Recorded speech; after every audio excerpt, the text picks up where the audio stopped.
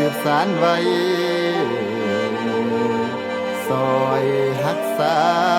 ประเพณีโอ้ยหนอโอ้ยนาโอ้โอ้โอ้โอ้โอ้ยลัน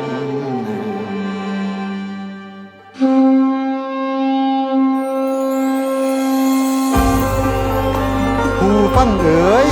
เยี่ยมจักขอจ่าต้านขานไขว่ากี่ก้าวพญางามก่อยก่อนการตุริย่างอันเลิศลำน้อมอันเซิ่นเทว่าผู้ยุกรรมไฟเบื้องเมืองสวรรค์นั่งอักษรลีลากระเซินหินลงไปยับยางใหญ่ไว้ไฟก่อนอ่อนวี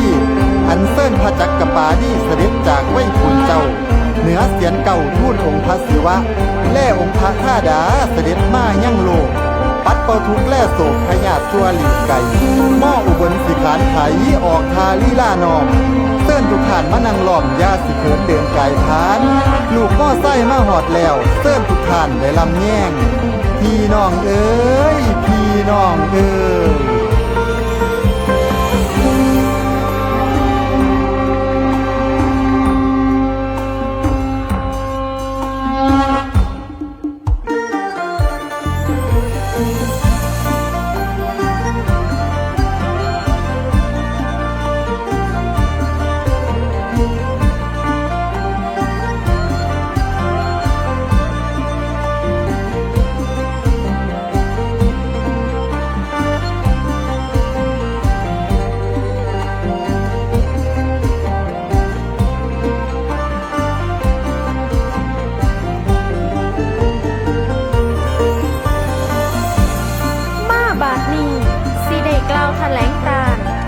การแห่เทียนเด่น